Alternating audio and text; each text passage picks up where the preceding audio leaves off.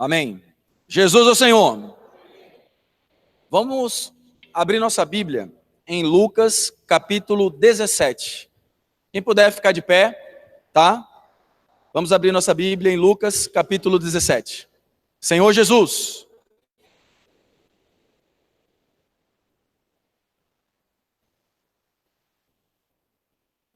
Nós vamos ler só a parte A do versículo, tá? Até a palavra escândalos, tá? A gente vai ler só a parte A desse versículo. Amém? Vamos lá? Disse Jesus a seus discípulos: é inevitável que venham escândalos. Vamos ler mais uma vez?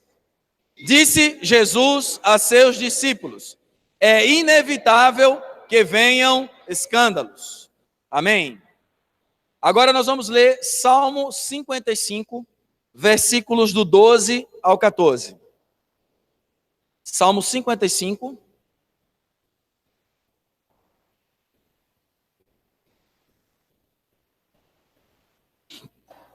Versículos do 12 ao 14.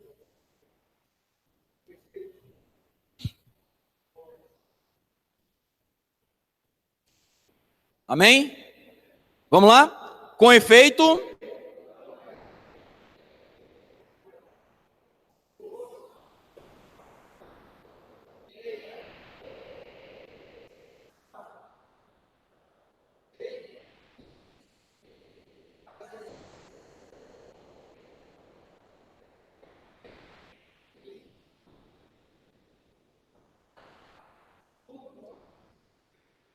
e íamos com a multidão à casa de Deus. Agora, Mateus capítulo 6.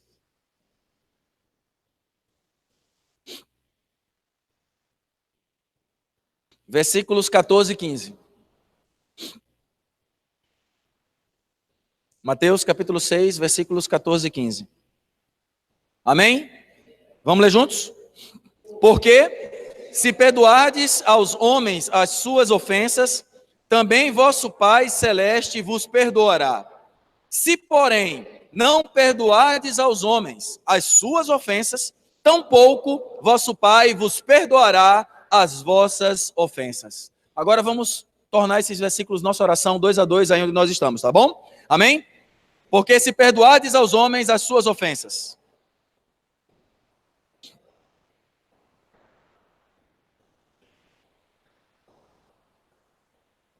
É, meu irmão. Obrigado.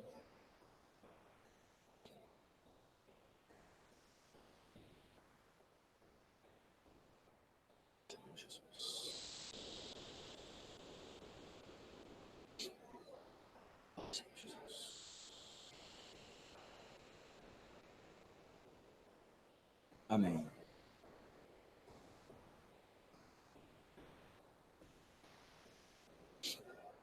Amém.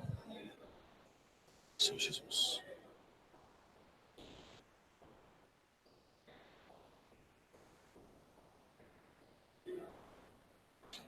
Amém? Aleluia. Irmãos, semana passada e hoje nós separamos esses 2 domingos para falar 2 mensagens especiais, enquanto o alimento diário não chegava, né? O alimento diário está chegando hoje, então os irmãos, a gente já inicia a partir de amanhã. Mas semana passada nós falamos sobre a necessidade de sermos pessoas que servem na casa de Deus e de como Deus espera que, como seus filhos, nós possamos servir na sua casa. Hoje, nós vamos falar talvez de um dos assuntos mais difíceis da nossa experiência cristã. O inimigo de Deus, ele tem uma armadilha que ele normalmente prepara para destruir a nossa carreira cristã. Essa armadilha, ela se chama ofensa, escândalo, mas que normalmente é traduzida dentro de nós como mágoas, ressentimentos e ausência de perdão. Quando a gente olha para a palavra de Deus e a gente observa os sinais do fim dos tempos, a gente observa que a arma que o inimigo mais vai utilizar para destruir muitas vidas cristãs é essa questão do escândalo. A palavra escândalo em grego, ela é bem parecida com português. Em grego ela é escandalon. E quando a gente traduz essa palavra, o significado dela é que nos chama muita atenção. Essa palavra escandalon, ela é utilizada para denominar aquele lugar da armadilha onde você coloca a isca. Não sei se alguém já viu uma armadilha, né? Quando você coloca, como para quem entende de pesca, seria o anzol. O anzol seria o escandalon, é onde você coloca a isca. No fundo, a isca é só para chamar a sua atenção. O escândalo é quem lhe pega, lhe agarra e lhe destrói. E isso está relacionado à mágoa, às feridas, às coisas que a gente muitas vezes acumula no nosso coração ao longo da nossa vida. E essas coisas, elas vão aos poucos destruindo nossa vida cristã, destruindo nossa comunhão com Deus e, por último, nos colocando fora do reino. A primeira coisa que eu quero dizer para vocês aqui, irmãos, nenhuma palavra que Jesus falou foi de brincadeira. Todas as palavras que ele falou foram sérias e elas vão ser cumpridas, você goste ou não. Amém?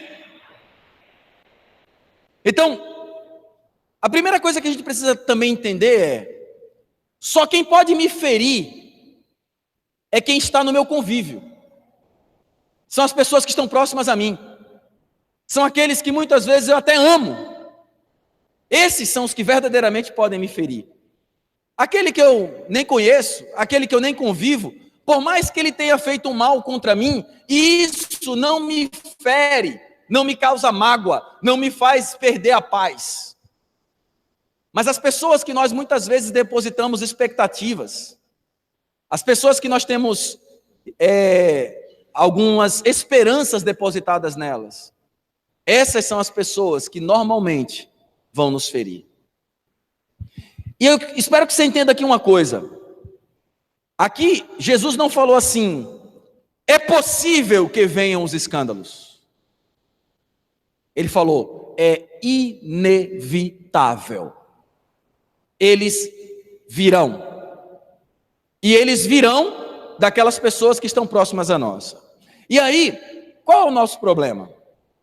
É que muitas vezes o nosso coração, ele se volta contra as pessoas. E é aí que Satanás nos prende e nos coloca nas mãos dele. O nosso desejo nessa mensagem hoje é nos dar um caminho para que a gente aprenda a estar liberto desse mal que vai fazer a maioria dos cristãos irem para fora do reino. Eu quero que você fique muito atento nisso que eu estou dizendo. A maioria dos cristãos estarão fora do reino por causa disso. E nós vamos ver que é a palavra de Deus quem fala isso, tá? Então, é certo que virão os escândalos. É certo que virão pessoas que serão utilizadas para nos ferir, para nos magoar, para muitas vezes colocar ressentimentos dentro de nós. Mas o que importa para Deus não é se essas coisas virão ou não, porque Ele já falou que elas virão. O que importa para Deus é qual vai ser a sua atitude depois disso. A sua atitude vai dizer tudo a respeito disso. O que Deus espera de mim e de você é que nós possamos aprender com Ele como devemos agir diante dessas situações. Satanás, quando ele consegue implantar uma mágoa, um ressentimento no nosso coração, a primeira coisa que ele faz brotar dentro de nós é a autoproteção. Eu construo muros para me proteger. Irmãos, eu já vi vários irmãos falarem essa história quando estão magoados. E eu espero que você possa, de repente, ganhar luz se você às vezes faz isso. Não, porque ele me magoou, então eu estou me afastando, agora estou me protegendo aqui nessa situação para não passar mais por isso. E aí você começa a se autoproteger utilizando o pior sentimento que existe, que é o sentimento que nasceu no cão, em Satanás, que chama-se orgulho. O orgulho leva você a criar um muro sobre você. Sabe o que é o pior de tudo? É que esse muro que você cria, ele se torna no futuro a sua própria prisão. Você vai estar preso no muro do orgulho que você construiu ao redor de você. E aí começam os problemas. Sabe por quê? Porque até a própria ciência e a medicina mostra que a falta de perdão, a ausência de paz interior gera inúmeras doenças. Então a primeira coisa, atinge o físico da pessoa. Segunda coisa, atinge o psicológico. Você passa a não ter paz, você passa a ter dificuldade em vários aspectos da sua vida, nos seus relacionamentos. Por quê? Porque você construiu um muro para se proteger, mas que se tornou a sua própria prisão. E você se tornou preso, cativo, daquilo que você acha que vai te proteger. Você está na mão do diabo. Esse é o instrumento mais eficaz do diabo para destruir a vida dos cristãos. Deus nos deu uma vida capaz de perdoar qualquer coisa. Deus nos deu uma vida de liberdade. Mas a atitude que eu tenho diante das circunstâncias que vêm até mim podem determinar se eu vou viver essa vida ou não. É por isso que nós precisamos considerar como é que está o nosso coração. Como você tem vivido? Como você tem visto as circunstâncias e situações que Deus permite que você passe?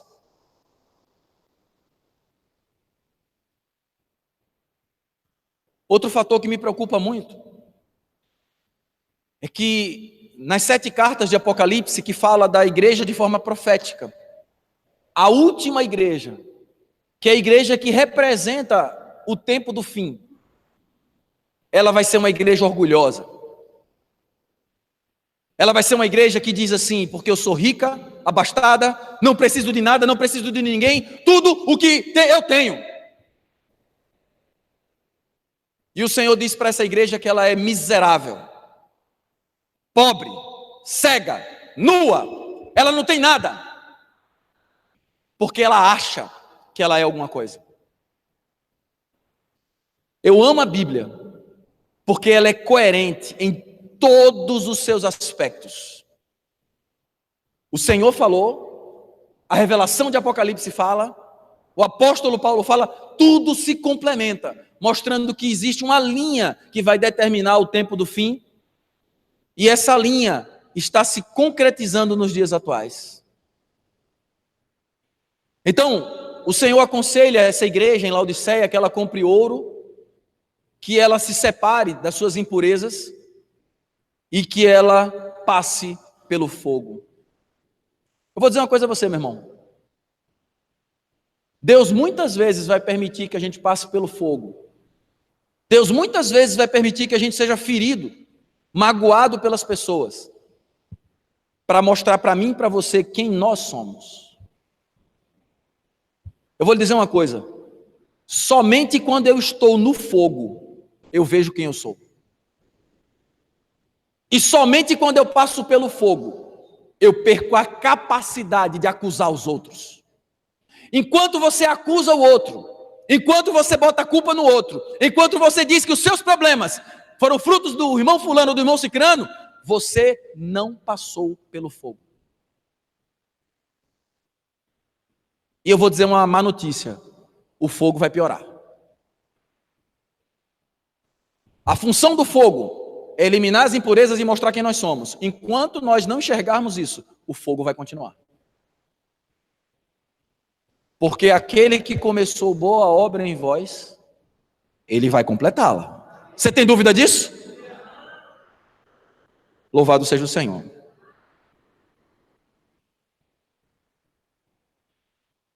Mateus 24 fala do tempo do fim, versículo 11 ao 13 diz assim, ó, vou ler para vocês, quem quiser abrir, Mateus 24, do 11 ao 13. Nesse tempo, muitos hão de se escandalizar. Preste atenção. Olha só o que é que o Senhor Jesus está falando em relação ao tempo do fim. Nesse tempo, muitos hão de se escandalizar. Tá? O que mais? Trair e odiar uns aos outros. Levantar-se-ão falsos profetas e enganarão a muitos. E por se multiplicar a iniquidade, o amor se esfriará de quase todos. Aquele, porém, que perseverar até o fim, esse será salvo. Então, aqui está dizendo que muitos vão... Não estou ouvindo. Muitos vão?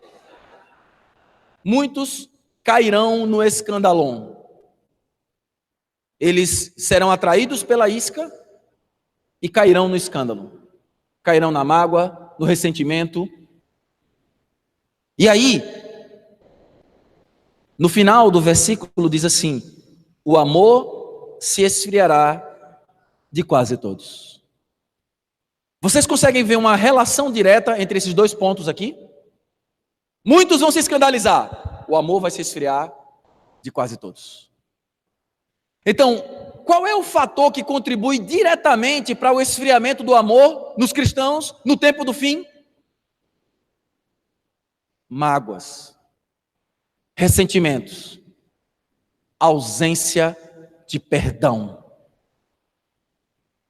atritos não resolvidos,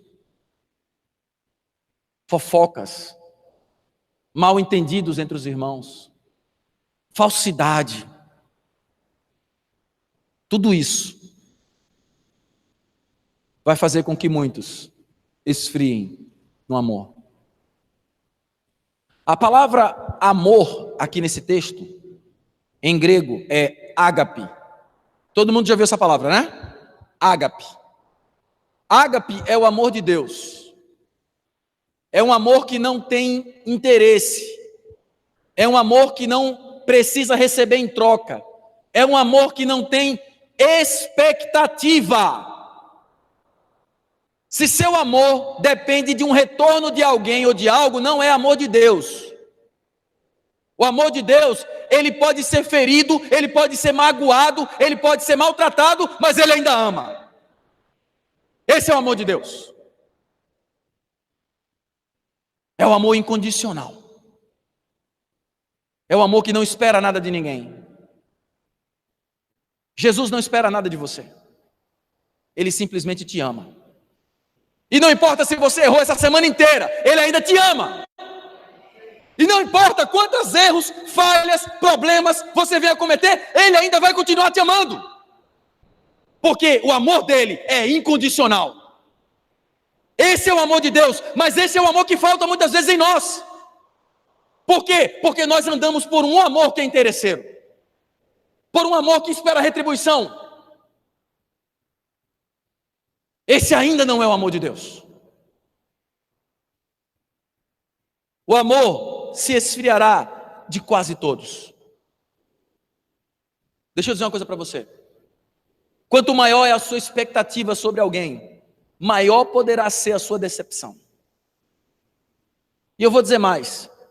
Deus, às vezes, Ele permite que algumas pessoas errem para fazer você se decepcionar mesmo.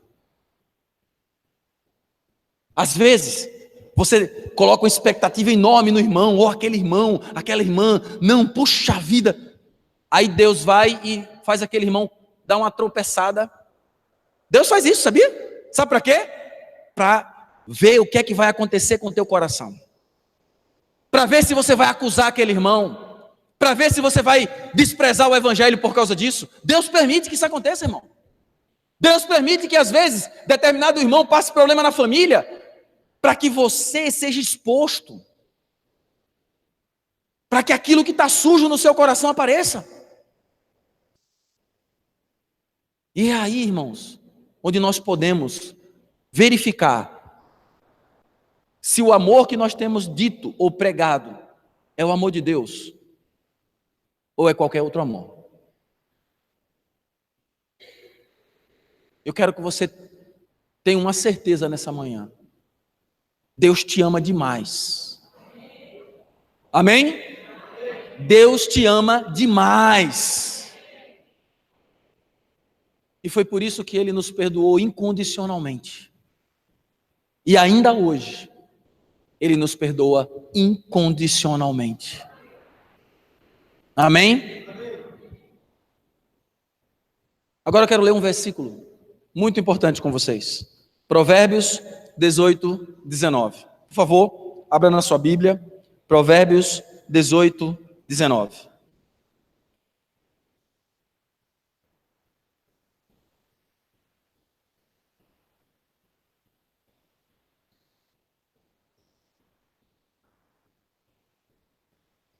Eu vou ler, eu queria que você escutasse com o coração esse versículo, tá bom? Olha só, Provérbios 18, 19.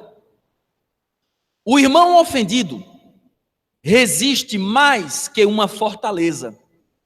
Suas contendas são ferrolhos de um castelo. Vou ler mais uma vez, tá? O irmão ofendido resiste mais que uma fortaleza. Suas contendas são ferrolhos de um castelo.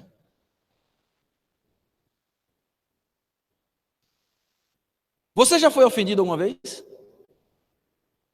Sim ou não? Ontem, antes de dormir, eu estava orando com Sânia, a gente foi orar um pouco, e aí, eu falando para ela, eu sempre gosto de compartilhar com ela a mensagem quando eu vou falar, e aí eu dizendo assim para ela, uma das coisas que eu acho que mais me faz ser uma pessoa feliz é o fato de já ter sido machucado por muitos irmãos, muitos mesmo. Se eu fosse contar aqui a história para vocês de quantas vezes eu já fui machucado, daria a manhã inteira. Mas ao mesmo tempo, mesmo depois de ser machucado, quando eu orava por esses irmãos, eu sentia amor por eles. Independente do que eles tenham feito ou falado comigo, não importa. Porque, irmãos, nós não estamos na igreja para ser bem tratados. Às vezes eu penso assim, não, estou na igreja para os irmãos me bajularem, para os irmãos... Irmãos, muitas vezes Deus vai permitir que as coisas aconteçam para nos ferir mesmo. Eu me lembro, uma vez o irmão falou uma coisa comigo que me feriu profundamente, porque era totalmente contrário ao que eu imaginava. E aí eu me lembro que eu cheguei em casa, dobrei meu joelho e fui orar. Aí eu orei assim, Senhor, eu sou isso mesmo? A gente precisa ter coragem de fazer esse tipo de oração. Aí o Senhor falou, você é desse jeito. E foi ali que eu pude ver que mesmo nas situações mais difíceis, Deus ainda usa as pessoas para tocar em nós. Sabe por que nós ficamos feridos? Sabe por que nós ficamos magoados? Sabe por que você carrega esse peso no teu coração ainda? Porque você não pegou a situação e levou à presença de Deus. Quando nós levamos a presença de Deus, Deus fala profundamente ao nosso coração. Amém? Não seja alguém que constrói uma fortaleza. O fim dessa fortaleza é que ela se torna a sua própria prisão. Vamos voltar agora para Mateus 24, tá? A gente estava lendo ainda agora.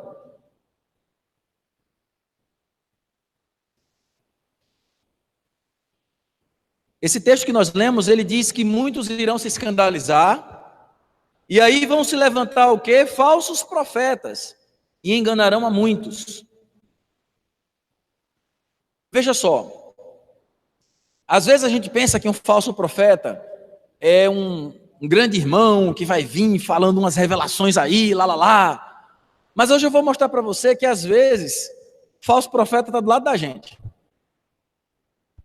Vamos dizer que Gerson veio e me deu uma dura. Isso nunca aconteceu, tá, irmãos? Nunca aconteceu. Gerson veio e pá, me deu uma dura. Aí eu fiquei chateado. Não, Gerson não podia fazer isso comigo, não. Aí eu vou e chamo Israel. Israel, Gerson fez isso. Aí Israel vai e diz assim, ele não podia ter feito isso com você, não. Gerson está errado. Lá. Israel está sendo um falso profeta nesse momento para mim. Se você alimenta a mágoa no coração de qualquer irmão, por mais certo que esse irmão esteja, você é um falso profeta. Falso profeta alimenta a mágoa, o rancor e a coisa negativa no coração das pessoas. Agora, eu cheguei para Israel. Israel, Gerson me pegou, babá. Aí Israel fez, irmão, você já foi ao Senhor orar por essa situação? Não, mas porque eu estou chateado. Não, vamos fazer o seguinte, senta aqui comigo, vamos orar. Vamos pedir ao Senhor luz sobre esse problema. Aí nesse momento Israel foi um profeta de Deus. Aí eu quero lhe fazer uma pergunta. Você tem sido um profeta do diabo ou um profeta de Deus? Reflita sobre isso. Sabe por que eu estou falando isso? Porque nós proclamamos aos quatro ventos que nós cremos na soberania de Deus. Deus é soberano, todas as coisas estão debaixo do seu controle. Irmão, não cai uma folha de uma árvore se Deus não quiser. Aleluia. Hã? Isso está nem na Bíblia, mas tem gente que fala. Aí, eu olho para essa questão e fico pensando, meu Deus, se eu creio realmente nisso, por que é que quando vem uma situação, eu acho que Deus errou? Por que quando vem um problema, eu já vou logo reclamar com Deus? Ou murmurar? Por que isso acontece? Porque, na verdade, eu não creio que Deus é soberano. Eu não creio que mesmo em todas as circunstâncias, Ele ainda está operando na minha vida. Eu não creio. Vamos entender isso? Teve um jovem chamado José, que ele um dia teve um sonho. Foi? Todo mundo lembra? Esse jovem sonhou que ele tinha um feixe e que os feixes dos seus irmãos se encurvavam diante do feixe dele, mostrando que um dia os seus irmãos seriam governados por ele. Olha que sonho, que visão. Depois ele teve um segundo sonho. Ele sonhou que a lua, o sol, a lua e as estrelas se curvavam perante ele. Então não era só os irmãos, agora era o pai e a mãe dele, era a família inteira. Todo mundo ia se curvar perante ele. O sonho que Deus deu a José fez com que seus irmãos o odiassem. Muitas vezes, irmãos, a visão que Deus nos dá, o encargo que Deus nos dá, vai fazer com que as pessoas que estão ao nosso redor nos critiquem. Falem mal de nós. Achem que a gente está querendo ser alguma coisa. E por odiarem a José, quando tiveram a primeira oportunidade, eles decidiram matar José. Eles não queriam prender, nem vender. Eles queriam matar José. Mas Deus é soberano. Você crê na soberania de Deus? Eles queriam matar José. Mas pela soberania de Deus, Deus fez com que José fosse jogado na cisterna e depois vendido como escravo. Quando José foi vendido como escravo para o Egito, José sabia que nunca mais ele veria seus pais. Ele sabia que a vida dele estava acabada para sempre. Porque um escravo, ele vai ser escravo o resto da vida. A sua esposa vai ser escrava, seus filhos vão ser escravos, é uma família de escravos. Acabou. Ele podia ter chutado o pau da barraca, ele podia ter se revoltado contra Deus, mas José, quando chegou na casa do seu senhor, chamado Potifar, ele passou a servir a Potifar com o melhor que ele tinha. E você, em momento nenhum, vê José murmurar ou reclamar com a circunstância que tinha acontecido com ele. Ele tinha todo o direito de reclamar. Se tornou o funcionário mais alto da casa de Potifar. Depois do que aconteceu, a mulher do seu senhor quis ter relação com ele. Ele foi fiel a Potifar e a sua fidelidade fez com que ele fosse promovido? Não, mandou ele para a cadeia.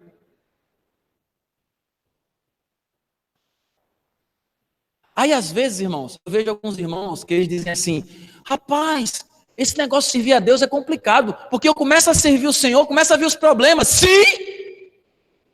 É assim mesmo, meu irmão. Se você acha que, se você for servir a Deus, seus problemas acabaram, vá para a Universal do Reino de Deus. Eu não conheço um servo de Deus que serve a Deus verdadeiramente e não tenha problemas na sua vida. Sabe por quê? Porque todos os servos de Deus, eles vão ser provados. Todos. Quem não é provado não é servo de Deus. Então, José foi para a cadeia. E eu vou dizer uma coisa para você. Se você acha a cadeia do Brasil ruim, você tem que conhecer como era um calabouço nas cavernas subterrâneas do Egito. Era um buraco onde você era jogado. Ali você fazia suas necessidades sem higiene. Ali você morria de frio. Ali você comia o resto que se deixava, e a comida que era deixada para esses presos era para que eles pudessem só sobreviver, porque o prazer dos egípcios era ver a pessoa sofrer na cadeia. Quanto mais ele vivesse, melhor, para ele sofrer. Essa foi a vida de José. Até que um dia, Deus tinha dado um talento para ele. E quando surgiu a primeira oportunidade, ele usou o talento que Deus deu para ele. E ele pôde revelar a duas pessoas na cadeia o que iria acontecer com elas. E a uma delas, José pediu que quando fosse restabelecido, lembrasse de José. Aí esse camarada foi restabelecido ao reino e lembrou de José. Sim ou não? Lembrou não. 2 anos depois, Faraó teve um sonho. E aí, aquele copeiro lembrou de José. O resto da história você já conhece. Mas José se torna governador do Egito. E um dia, a profecia que José revelou no sonho de Faraó acontece. A fome se espalha pela terra e os irmãos que queriam matar, que no final venderam José para o Egito, aparecem na frente dele. O que é que você faria? Eu estou ouvindo algumas pessoas falar, me vingaria na hora.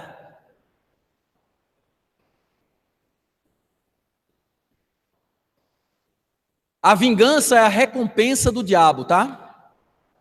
Se você quiser, anote isso pro resto da sua vida. A vingança é a recompensa do diabo. José, ele entendeu que Deus o havia levado para o Egito. E ele falou para os seus próprios irmãos que convinha que Deus me trouxesse para cá. Não foram seus irmãos que o venderam para o Egito, foi Deus que o levou. Sabe por que você ainda não se tornou um governador? Porque você ainda não está aproveitando o trabalhar de Deus na sua vida. Deus, irmãos, tem um propósito na vida de cada um aqui nessa manhã. Você crê nisso? A única pessoa que pode atrapalhar o trabalhar de Deus na sua vida é você mesmo. Então, pare de botar a culpa nos outros. Pare de dizer que é fulano, cicrano, a situação, não sei quem, a economia, o presidente. Pare de dizer isso. Se as coisas não estão caminhando na sua vida como deveriam, é porque Deus está trabalhando na sua vida. Creia que Ele está fazendo o melhor para você. Então vamos resumir a história de José? Odiado pela visão que teve, vendido pelos próprios irmãos, condenado por sua fidelidade, esquecido pelas pessoas que ajudou. Tinha tudo para ser um revoltado, sim ou não? Mas José preferiu crer na promessa de Deus. Você tem muito motivo para ser um revoltado, ou você quer crer na promessa de Deus? Eu quero te dar um conselho. Creia na promessa de Deus. Pegue na mão do irmão que está do seu lado e fala assim para ele: creia na promessa de Deus. Creia! na promessa de Deus. Louvado seja o Senhor.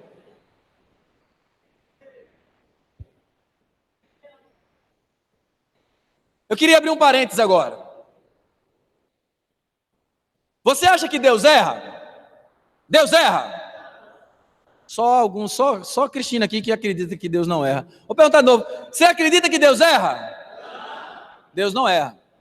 Mas às vezes, irmãos, a gente acha que Deus dá uma escorregada. Tem irmão que pensa assim, ó. Eita, camarada, pegaram José, vão vender José para o Egito. E agora? Aí agora, lá no céu, juntou o Pai, o Filho e o Espírito Santo. Vamos lá, vamos fazer um plano B aqui para resolver essa situação, porque realmente agora correu. Você acha que Deus faz assim? Irmão, estava tudo no plano de Deus. Estava tudo no plano de Deus. É impressionante. Todos nós temos alguns momentos em nossa vida que a gente olhou assim e perguntou, por que é que isso está acontecendo? Quem já passou por isso? Rapaz, eu já passei por isso pelo menos umas 4 vezes. De me sentar assim, botar a mão na cabeça e dizer, meu Deus, por que é que isso está acontecendo? Mas ao mesmo tempo parar e dizer assim, Senhor, eu ainda quero confiar em Ti. E vamos para frente. Amém? Deus não erra. Fala isso, Deus não erra. Deixa eu fazer uma pergunta agora. Existe algo pior do que a traição de um irmão? Tem? Tem não? Tem. A traição de um pai.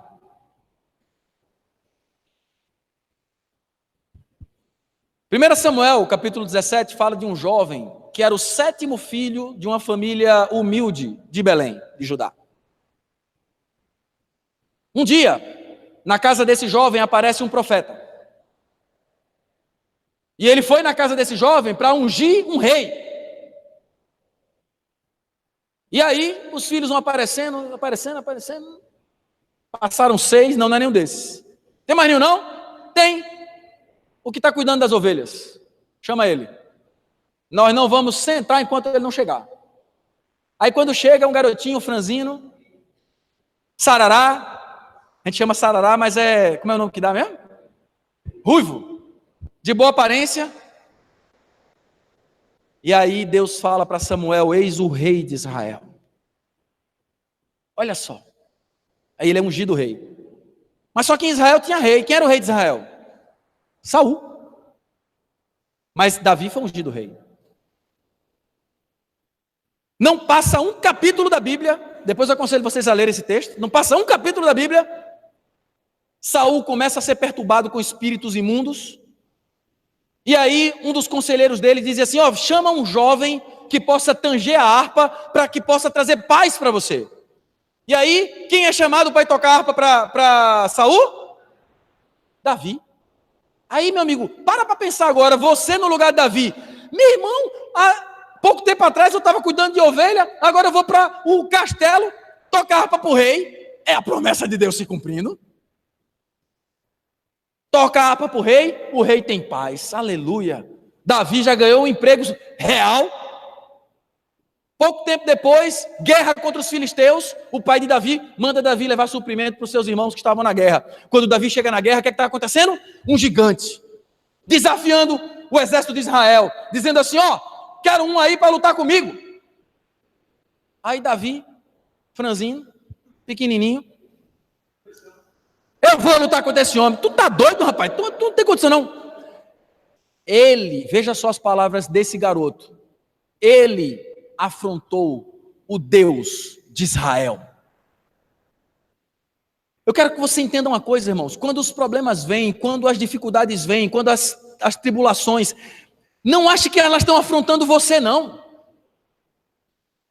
Elas estão afrontando a Deus. É Deus quem vai resolver a situação.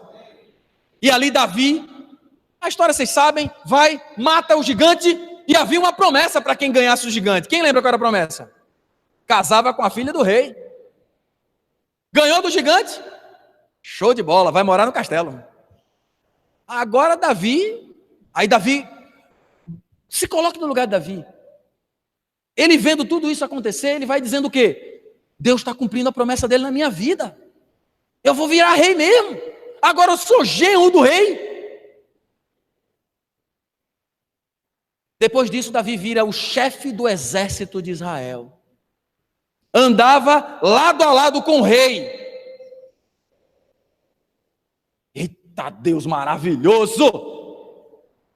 Isso num lugar pentecostal era muita glória.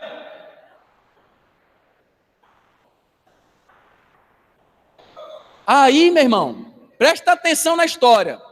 Um dia, está voltando Davi da guerra juntamente com Saul, lado a lado, as mulheres cantam uma música. Saul matou os milhares. Davi matou seus 10 milhares. E naquele momento, a inveja tomou o coração de Saul. E Saul decidiu matar Davi.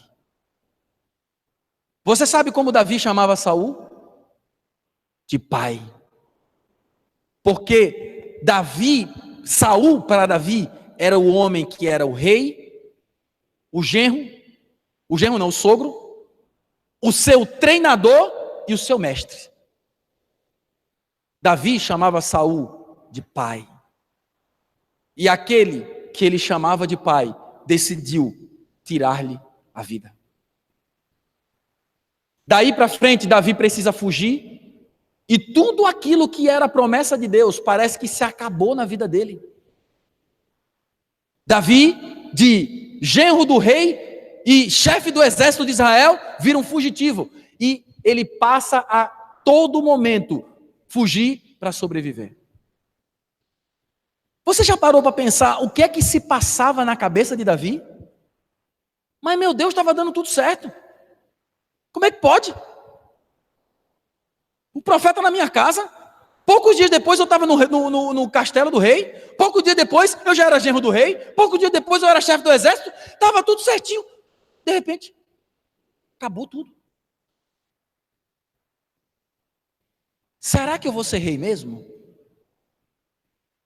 Irmãos, às vezes a gente pergunta assim, os irmãos falam tanto de reinar no reino com Cristo, será que eu vou reinar mesmo? Você já parou para pensar nisso?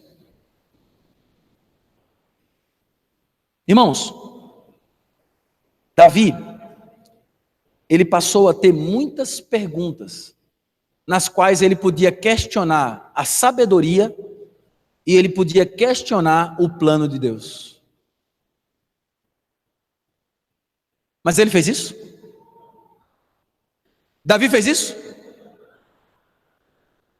Davi, em momento algum, questionou o que ele estava passando. Davi tinha sido ungido rei. E mesmo o rei atual, sendo mal e rejeitado por Deus, ele ainda o respeitava com toda a sua honra.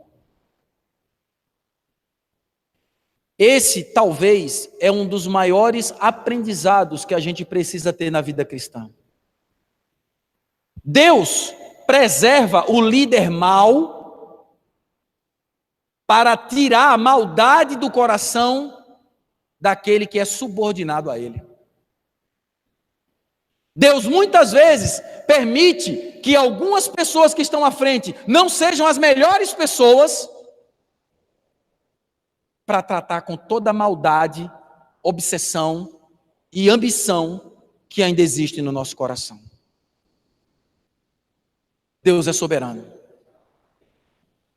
E Deus permitiu que Saul permanecesse para tratar com o coração de Davi. Mas sabe o que é que eu acho mais bonito de toda a história de Davi? É que depois que Saul é morto, e Davi teve 2 oportunidades de matar Saul, mas não fez isso, porque ele sabia que Saul, mesmo rejeitado por Deus, ainda era autoridade.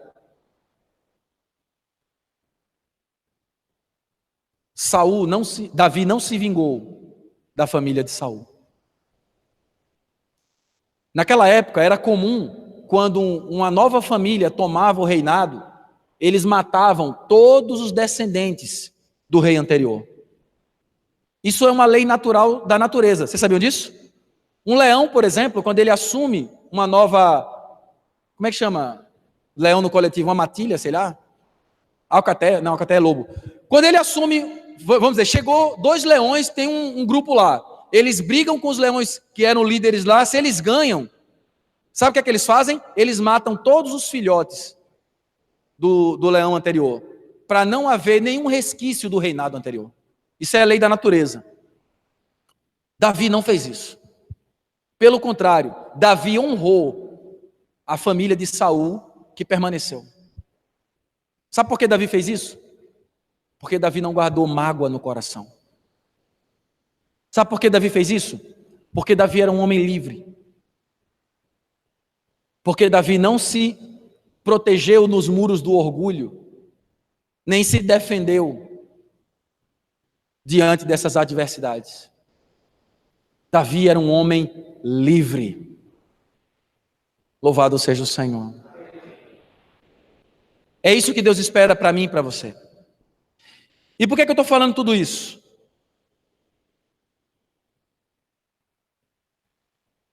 Porque Deus ele vai usar todas as situações e circunstâncias para abalar em nós tudo aquilo que não é dele. Eu quero ler um versículo para vocês, Hebreus capítulo 12, 26 e 27. Eu vou ler, preste atenção. Ele promete dizendo: ainda uma vez por todas farei abalar não só a terra, mas também o céu. Ora, essa palavra, ainda uma vez por todas, significa a remoção das coisas abaladas, como tinha sido feito antes, para que as coisas que não são abaladas permaneçam. Então eu quero lhe fazer uma pergunta. Por que Deus vai permitir que a gente passe por todas essas situações? Para nos abalar, e apenas o que é inabalável ficar. Amém? Então vamos lá? Deus vai permitir que nós passemos por essas situações para nos abalar e permitir que apenas as coisas que são inabaláveis fiquem em nossa vida. Louvado seja o Senhor. Você sabe qual é um dos grandes problemas que às vezes acontece na nossa vida? É a capa do orgulho que a gente se veste diante das situações. Às vezes eu vou conversar com o irmão, eu sei que ele não está bem, aí eu pergunto assim: e aí, meu irmão, está tudo bem? Aí ele fala: não, está tudo bem, tudo certo. Aí eu pergunto de novo: irmão, está tudo bem? Não, irmão, tá tudo bem. Eu fiz: não, irmão, desculpa, eu acho que eu não fiz a pergunta direito, deixa eu perguntar mais uma vez. Tá tudo bem? Aí o irmão baixa a cabeça: tá não. E por que a gente se veste dessa capa de orgulho? De querer mostrar que está bem? Tem uma irmã que eu amo demais, essa irmã. Demais. Uma irmã lá de Goiânia. E ela vivia na minha casa. E ela tinha um problema sério, porque ela tinha se divorciado há muito tempo do marido, mas ela nunca tinha perdoado o marido, mas ela jurava que ela tinha perdoado o marido. Aí um dia, na minha casa, tomando café, aí ela: não, porque não sei o quê. Aí eu olhei bem sério para ela, eu tenho essa liberdade com ela, eu fiz: minha amada irmã, deixa eu te dizer uma coisa. Você não perdoou seu marido. Rapaz, essa mulher ficou em pé em cima da mesa lá de casa. Você está me julgando. Foi um escândalo na minha casa esse dia, eu só calado ouvindo ela falar. Aí, enquanto ela gritava, esperneava, ela mesma foi ganhando consciência de que ela nunca tinha perdoado o marido. E é por causa disso que a gente não fica bem. É por causa disso que a gente continua servindo a Deus, mas sem paz, sem alegria, sentindo falta de coisas e se perguntando: mas eu estou na igreja, eu estou servindo, eu estou indo, eu estou lendo a Bíblia, e por que eu estou assim?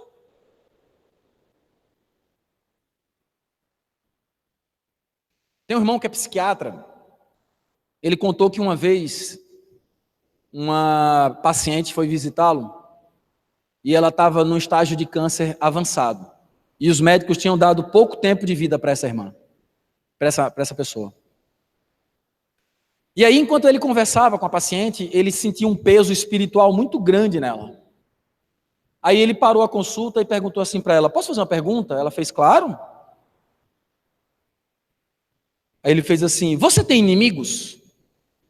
Aí ela fez: quer a lista? Aí ele fez: quero.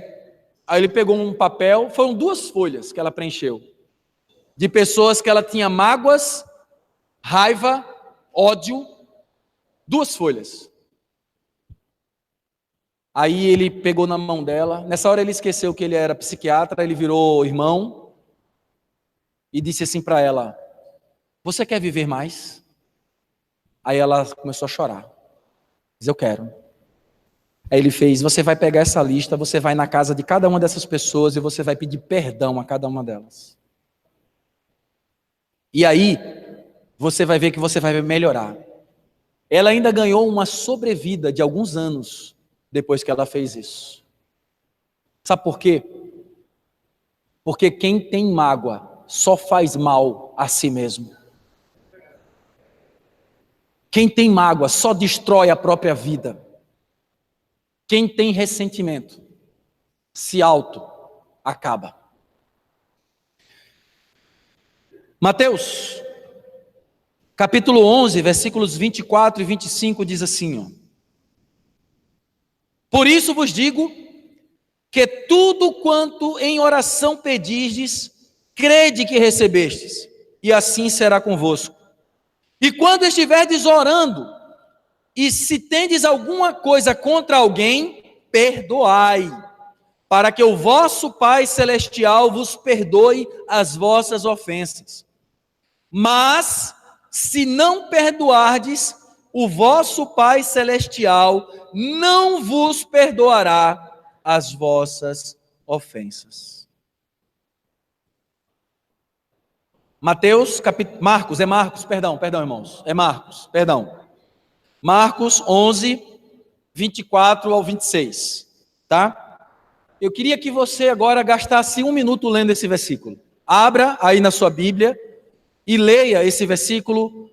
Use seu coração para ler esse versículo, tá bom? Marcos 11, 24 a 26.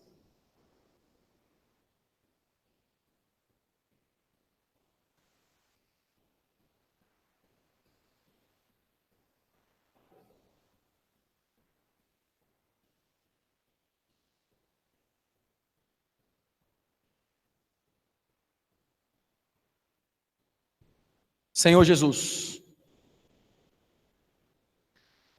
nós vivemos, irmãos, numa sociedade onde cada vez menos se dá crédito às pessoas. Nós vivemos muitas vezes no meio de pessoas que às vezes a gente fica pensando: isso que ele falou é sério mesmo ou é brincadeira? E isso tem se difundido no nosso meio. Deixa eu lhe dizer uma coisa: Jesus nunca falou de brincadeira. Isso aqui que ele falou é sério. Se você não perdoar, você está acabado. Se você não perdoar, Deus não te perdoa. E você pode ser o melhor crente do mundo. Você pode servir na igreja, estar aqui na frente dando mensagem, você pode fazer o que você quiser. Se você não perdoar, você já era. Está entendido? Só para reforçar isso que eu estou dizendo. Mateus 6, 14 e 15. Porque se não perdoardes aos homens as suas ofensas, também vosso Pai Celeste não vos perdoará. Se, porém, não perdoardes os homens, tampouco vosso Pai perdoará vossas ofensas. Lucas 6, 37. Perdoais e sereis perdoados. Mateus 6, 12. Perdoai as nossas dívidas, assim como temos perdoado aos nossos devedores. Se existe uma matemática simples e fácil de entender em toda a revelação bíblica, é essa: se você não perdoar, sua vida cristã está acabada. Você destruiu sua carreira cristã, você jogou no lixo tudo que Deus fez por você. E não importa o que fizeram com você. Porque a falta de perdão é a perca total da percepção do quanto você foi perdoado. Sabe por que você diz, eu não consigo perdoar? Porque você não tem noção do quanto você foi perdoado. Se você tiver noção do quanto você foi perdoado, você perdoa qualquer coisa. Mas enquanto você não tiver noção do quanto você foi perdoado, você jamais vai conseguir perdoar as pessoas. Aqui, em Mateus capítulo 18, eu não vou ler por causa do tempo, meu tempo já está acabando. Mas esse texto, irmãos, eu queria que você lesse depois esse texto aqui, porque ele traz muita luz sobre essa questão. Havia um homem que ele devia, só para eu lembrar aqui, se eu não me engano, são 100 mil talentos de ouro. Deixa eu ver aqui, quanto é que ele devia? 10 mil talentos, né, Israel? Obrigado. 10 mil talentos de ouro. Você tem ideia do que é 10 mil talentos? Eu fiz esse cálculo. Trazendo esse valor hoje em ouro, considerando o grama do ouro atual para nossos dias atuais, dá aproximadamente 4 bilhões e meio de dólares. 4 bilhões e meio de dólares. Hoje já é muito dinheiro, quase que impagável. Naquela época era impossível, esse dinheiro nem existia naquela época. Então, o que Jesus quis dizer foi o seguinte, ó, esse camarada que veio aqui, ele me devia algo impagável. E aí, ele se humilhou, pediu perdão, disse que pagaria, embora fosse impossível pagar essa dívida. Aí a Bíblia diz que o seu Senhor, compadecido dele, o perdoou. Esse Deus não é maravilhoso? Deus perdoou todas as suas dívidas, meu irmão. Amém, louvado seja o Senhor. Mas aí, o camarada saiu perdoado. Sabe quem é eu e você aqui? Nós somos os perdoados. Amém? Você foi perdoado? Louvado seja o Senhor, eu sou um perdoado. Aí eu fui livre, perdoado. Aí o irmão veio e me magoou, me feriu. Está me devendo 100 denários, não é isso? Você sabe o que é 100 denários? É o trabalho de 100 dias. Um denário era o valor pago por um dia de trabalho. Um trabalho de 100 dias é possível pagar, sim ou não? Completamente possível. Era uma dívida insignificante comparada à dívida que o rapaz tinha, que eu e você tínhamos. Mas aí o que é que o outro fez? Jogou na prisão. Irmãos, aí essa parábola é fantástica porque relata que os seus companheiros voltaram para o Senhor e relataram o acontecido. E o Senhor mandou cobrar a dívida original do irmão que não perdoou. Eu quero que você entenda essa parábola para nunca mais esquecer na sua vida. Quando você não perdoa seu irmão, Deus vai te cobrar a dívida original. Você está entendendo? Deus não vai te cobrar essa dívidazinha, da magoazinha que você está no seu coraçãozinho. Quando você não perdoa seu irmão, todo o mal da sua vida volta como dívida para você, e Deus vai cobrar de você. Porque se você não perdoa, você não será perdoado. Está claro, irmãos? A dívida é impagável, mas você foi perdoado. Amém? Não queira resgatar essa dívida. Pega na mão do irmão que está do teu lado e fala assim para ele, bem sério, não queira resgatar essa dívida. Não queira resgatar essa dívida em nome de Jesus.